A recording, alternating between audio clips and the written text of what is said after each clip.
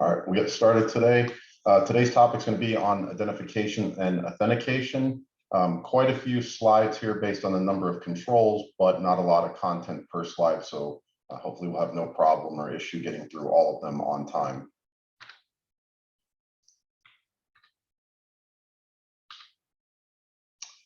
As usual, we're going to go through the same agenda topics. Did have one new item to point out here.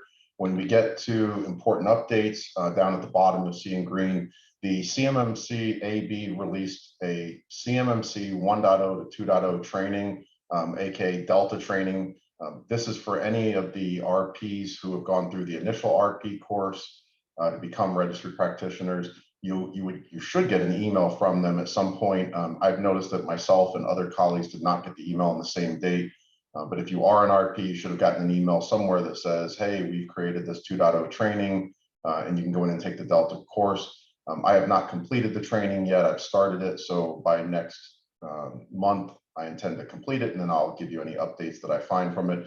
What I can tell you thus far is it's essentially the changes that were made in November being verbally discussed through a slide deck. So unless I see anything different, we have already been discussing the changes that were coming or have occurred. We've already discussed the changing of the model and where the position of the DoD right now is as it relates to POAMs and self-assessments.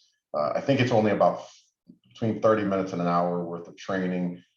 So again, if anything new comes from it, I'll make sure I bring it up. But thus far, I have not seen anything that we didn't already cover. For the identification and authentication family resources, the only change here is to the two items that are listed there, the 863.3 and crypto. Everything's kind of combined into one document, so it's very simple to follow. Some of the wording and nomenclature and explanations of the supplemental material is not the easiest to follow. So I do think that if you're going to go through this on your own, you will need to go back to 800-53 and really look at what is the intent of the control. And you'll see as we go through it, some is fairly simple to comprehend, and some might leave you wondering what exactly they're looking for.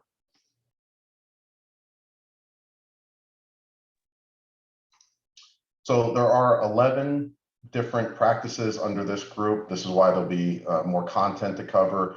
Ironically, when you look at it, it seems like it's more difficult at the beginning and moves to the simpler topics that we're accustomed to as you get more into .5 through .11. So, you know, I would suspect that if you're going to have a sticking point, it's going to be more at the beginning than you would at the end, although all of it's great content. Sorry.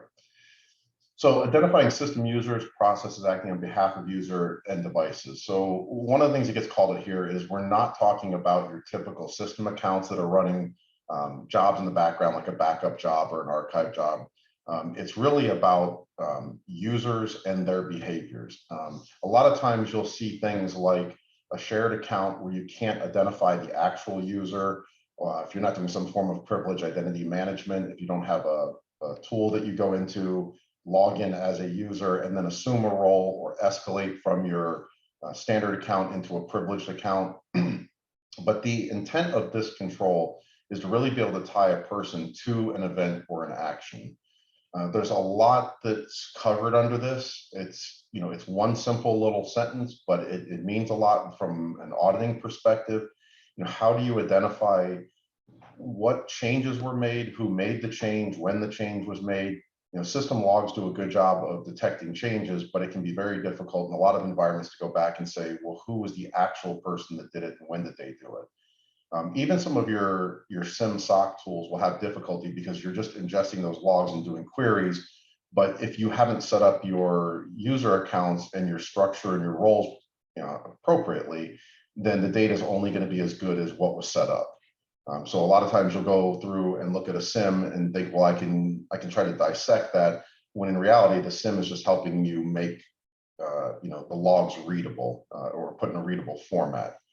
So detailed logging is needed, but I think the important part here is it's critical that you're defining your user structure, how you grant elevated privileges. Are you using separate accounts? Are you using roles? Are you using shared accounts? Are you using local admin accounts where anyone can log in as a local admin and their behaviors are logged as that local admin? All of these are things that you need to consider. If you have not considered and have already rolled it out, it's something that you're going to want to start moving towards. Authenticate or verify the identities of users, processes, or devices as a prerequisite to allowing access. This seems pretty intuitive, right? We need to validate you are who you are before we grant you access. But there's different ways that they want you to do that. Two-factor authentication or multi-factor authentication being the most common expectation here. There are different types of authenticators. They do call them out so that you're not forced to use one particular type. It can be, passwords, key cards, cryptographic devices, one-time password devices, and would be a combination of these things. The intent here, though, really with this control, the way I see it, is to prevent granting that first-time access to a system or device using something well-known or easily guessable. This is normally found when you start with a company, for example, and someone sends you a laptop. Maybe they're mailing it to you. You're not even going into an office. And then your first log on is going to be something like company name and the year, or some variation like that, where it's always kind of the same thing. The way we used to say admin or admin password, to where anybody, if they got a hold of that device, would have a decent chance at guessing your account password, at least for the first time use. So you want to get away from something that's well known or easily guessable. This is where one-time passwords come in great. It can be different for each one, but again, it's only used for the first time. You are obviously expected to change it after first login, and in most systems nowadays, especially on the Windows side, when you log in for the first time, you're immediately prompted with a "you must change password." Then you give that one-time password a second time, and you create a new one. But some of the factors that they call out that you should consider would be the minimum password length. Some people will argue whether it should be 8, 10, 12, 15 or more characters, arguing that length isn't really the important part as much as the complexity and the standards that you place around the complexity of the password, as well as the combination of MFA. I would leave that one to, it's up to each organization, and you'll see this in a later slide. Nothing is being called out specifically that you must do a certain thing. So if my recommendation to folks would be, obviously you don't want to go too short. I think no one would agree, or everyone agree that fewer than 8 characters is too small. Some may argue that 15 is too long. I would look at what you're doing today, what you're using, and then bounce it off of where you might go in the future. If you're going to potentially get another certification like ISO, high trust, something along those lines, see if any of those have a minimum password length specified, and then make yours the same. That way, you should be meeting CMMC requirements and at the same time meeting that other standard that you might be working towards. This way, you're not going to implement an 8-character password today, and then you decide 2 years from now you want to go for high trust or ISO, and it says 12 characters, and now you have to change your schema. And this way, you're already kind of in line right from the get-go. You're going to want to look at validation window times for one-time tokens. So if you have a one-time password or one-time token, how long is this thing good for? When can it be used? How many times can you put in something that's incorrect during the verification phase? What about revocation of authenticators when they're no longer needed? What if you issue something, you don't have timers on there, it's never used, does it sit out there to where if someone got a hold of it, they could use it on someone else's behalf? And then potentially an authenticators for just temporary access. So you have a contractor, a vendor, a partner comes in and needs to get access to a device, and you grant them that temporary access. Fairly common, straightforward things, but again, you have to think about these in advance because some of these are technological solutions or challenges that have to be put in place. Some come at a cost. There's a behavioral shift and change within the organization oftentimes, which can also be difficult to overcome. Using multi-factor authentication for local network access to privileged accounts and for non-privileged. So really MFA should be used for all of it. It doesn't really matter what type of account that you have. You should put MFA anywhere that you can. I put in here that it should be deployed on any device or application that has the capability. As time goes on and every year passes, vendors update their software. New software that comes out automatically comes with this capability. But when you deal in a legacy environment, you're going to run into the potential for devices or applications that just don't offer this. Obviously, from an audit perspective, you're going to want to document those applications, the fact that they don't allow it with evidence, and then whenever possible, put some other form of compensating control in place.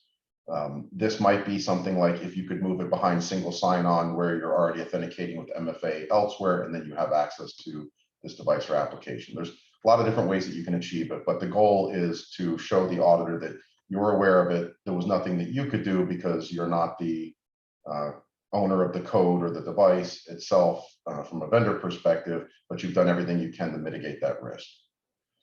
And when we talk about multi-factor, we're talking about combining something you know with something you have or something that you are.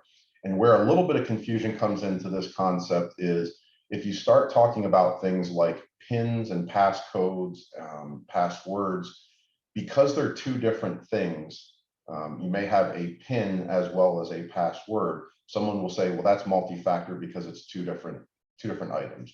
But it's two items in the same category of something you have or something you know, depending on how you want to argue it.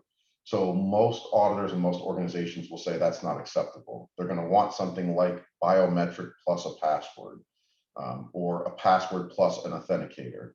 So just be careful when you're doing that you're meeting the intent of the control by grabbing two different technologies or types of categories. And you should be looking at physical, remote, and local access. So, something local to your device, remote connections to a network, physical access to a data center or an office, all of those should be considered. And again, anywhere that you can put more than one factor in place, you should. Employee replay resistant authentication mechanisms for network access to privileged and non-privileged accounts. I honestly, don't know why they call out non-privileged and privileged. It should just be for all accounts. I would even go beyond network access to say system user, like all access, all accounts, whenever possible, should employ these mechanisms. It doesn't make sense that if you could do it on everything that you just chose not to. And really the intent here is to prevent the reuse of an authentication method. So you don't want to have something that allows you to store information or reuse it because it doesn't time out or because it's not one-time use, to where if by whatever means the attacker has obtaining that information, they can turn around and log back in as the user. Ways to get around this would be like one-time passwords and time synchronous authenticators. So if you have a lot of the like Google Authenticator, Duo type applications on your phone, they're 30 seconds or a minute or whatever the case may be. And then 10 minutes later, if the attacker was trying to get back in, the password would obviously not be the same, or that passcode. One challenge here is picking a good amount of time. And I think most applications probably hover in the 30 seconds to a minute time frame. I was recently dealing with one online with a website itself where the password was only good for 10 or 15 seconds. So if you were on the website, but you had your phone open, that wasn't too much of a challenge, although you can't copy paste. If you were in the application and you wanted to use the one that if you're on the website on your cell phone and you wanted to use the application as the authenticator, you had to leave the website, go to that authenticator and go back, and upon return to the website, their multi-factor had you re-enter your password or fingerprint or code to get back in. And 10 to 15 seconds was a challenge to get it in without failing.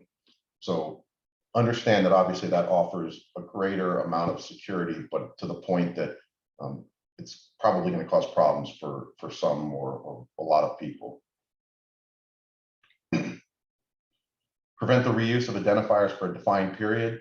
This one's important too. I don't know how many folks actually think about this one, but depending on the size of the organization, the number of devices, et cetera, that you have, this one can come into play, because if you're allowed to reuse identifiers or they go kind of into a bucket and get reused, there's a chance that if you're a large organization and you don't have a large number of identifiers with the right defined period, you could get the same identifiers coming up and being reused. That's typically, again, not a problem when you're going with things like Google Authenticator or an RSA token, one of the key fobs, but something to consider.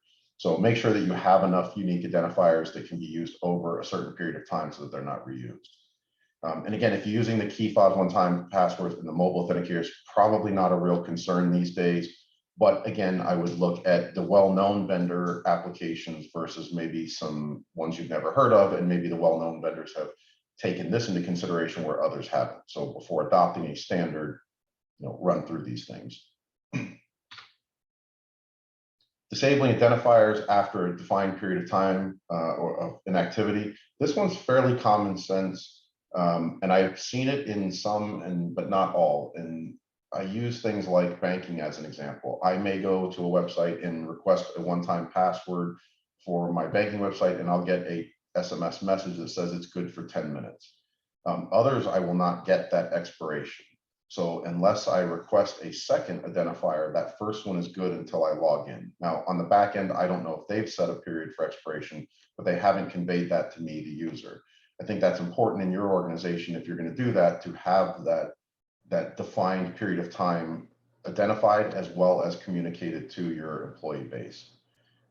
So again, something like saying, hey, this will be expired in 10 minutes if not used. Also, when a new one is initiated. So even if you go to a site, you click a button, it's supposed to send you the password, you look at your phone, you don't get it, you wait 10 seconds and you press it again, but hey, there just happened to be a delay in sending of that one-time passcode, then immediately the fact that you triggered a second one means when you do receive the first one, you can't use it. I found this one to happen just by accident when I'm expecting something to go really quick and there's a delay for whatever reason. Now, obviously, this can also be an indicator that you're not configured correctly and it's not going to the right device. But again, most of the time it's just delays in sending. And then you really want to look to remove or delete both the identifiers and the counts when no longer needed versus simply disabling. There are examples where disabling things makes sense, but in most cases nowadays, I think we can make a fairly good argument that there's ways to get whatever data access, archival information that you need, that not barring something like a legal hold or something to deal with law enforcement, that there's really no reason to just simply disable things and leave them around to where they could be re-enabled. And again, look at it from the perspective, if an attacker gets access to your organization and something is disabled, not deleted, do they have the ability to enable it and use it? And now again, your logs are going to show is this user that doesn't exist anymore, performing something.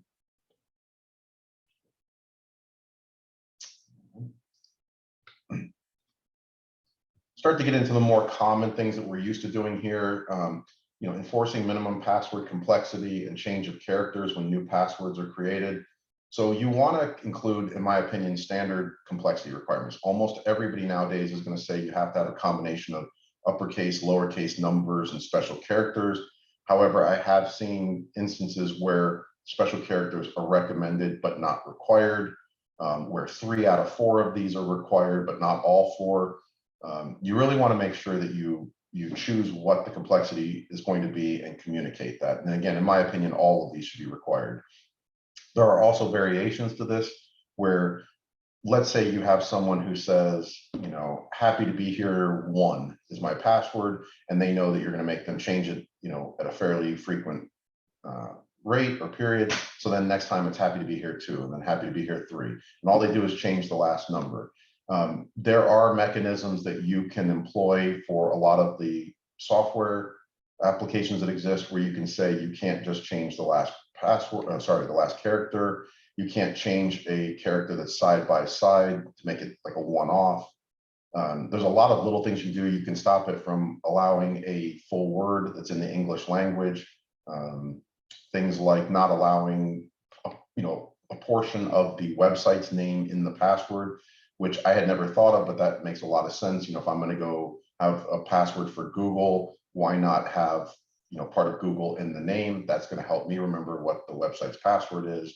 And then I'm probably going to append something to that, numbers, characters, whatever, that I'm doing in other places, which again, very simple for me as the user to remember, and also very easy for the attacker to guess once they've compromised a single account.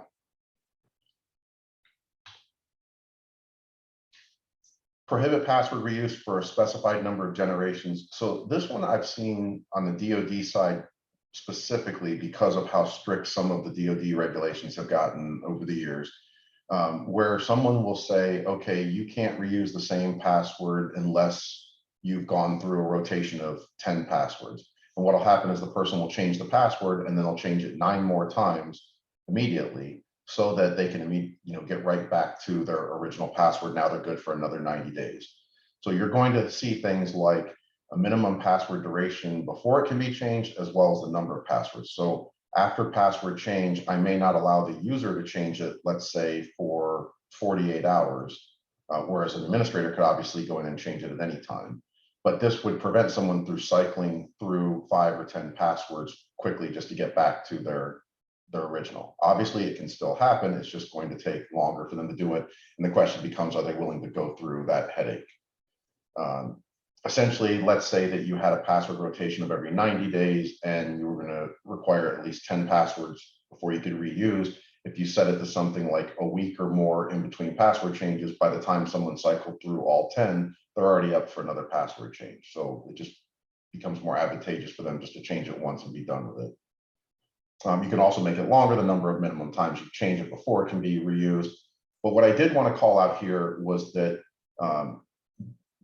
800.171 specifically states that password lifetime restrictions do not apply to temporary passwords.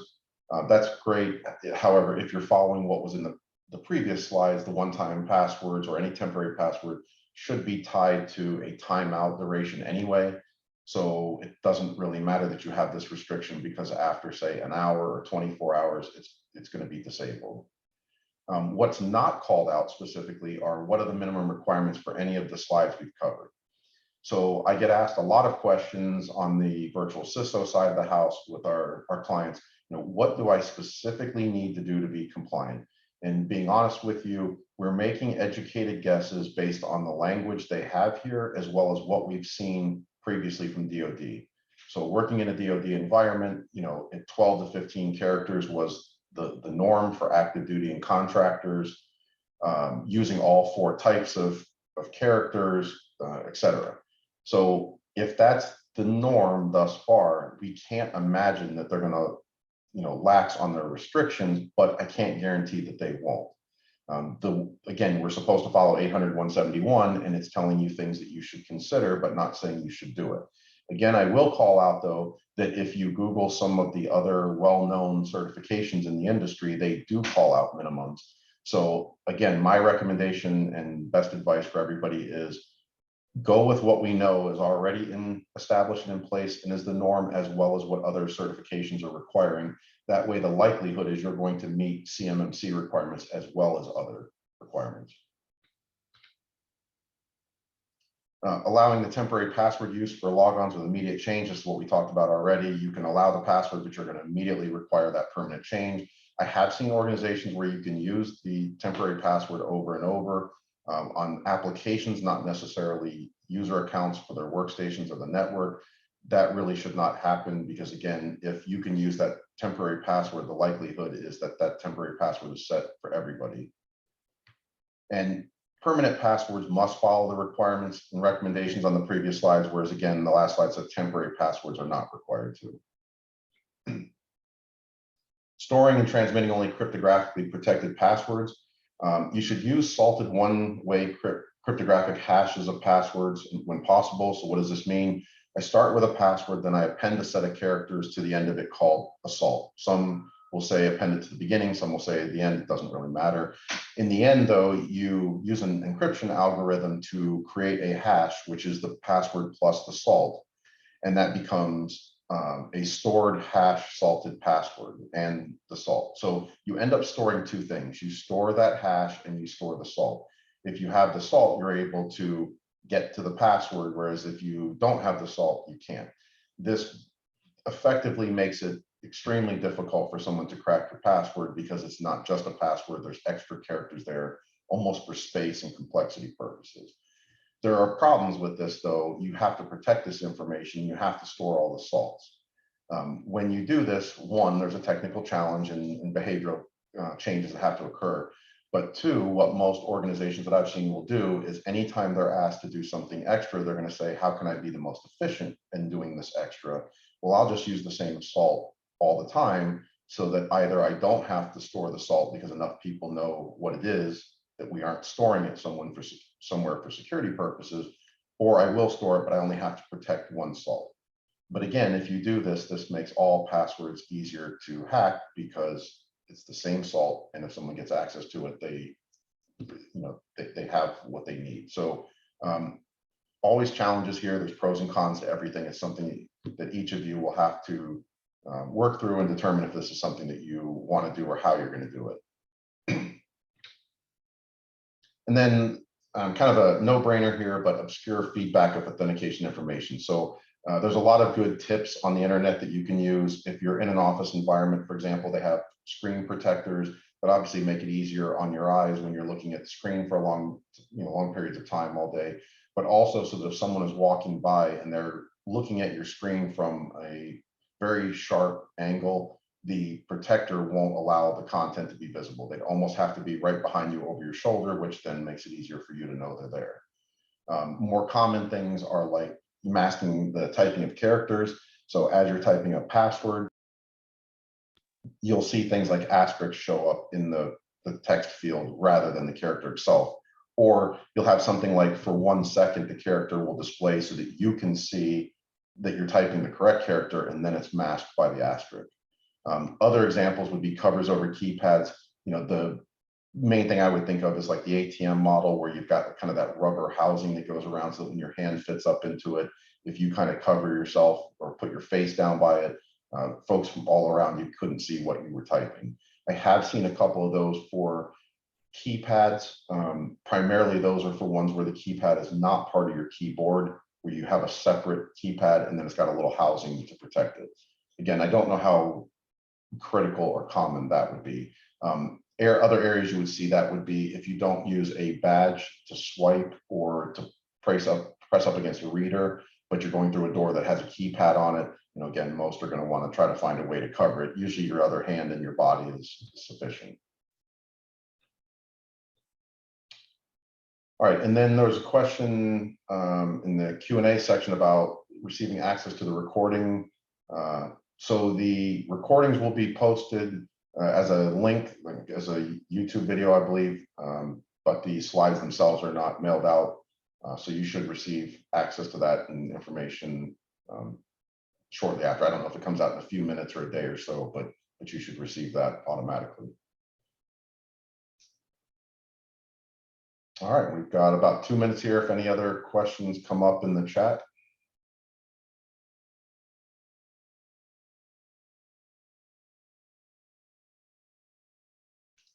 Okay, then if no other questions, I appreciate everyone's time, and see you next month. Thank you.